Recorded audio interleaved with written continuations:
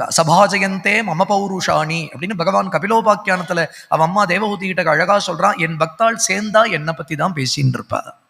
ஐயோ அவன் அப்படி சங்கு வச்சுருக்கானே, அப்படி சக்கரம் வச்சுருக்கானே, அப்படி ஒரு மந்தகாசம் பண்ணினானே, சங்கு பற்றி அச்சோ ஒருவர் அழகியவா, நீலமேனி ஐயோ என் நெஞ்சம் நிறைய இப்படிதான் ஆழ்வார்களுடைய அனுபவம்.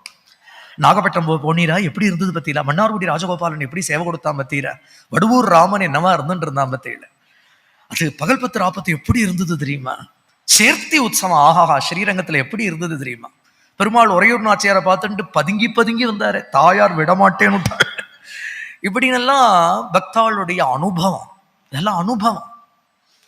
இப்படி 2 பேரும் பகவத் அனுபவம் பண்ணிட்டு இருக்கிறதே 3வது ஒரு ஆழ்வார் வந்துட்டார்.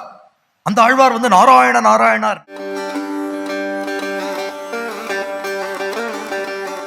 ராமானுஜ ஜெய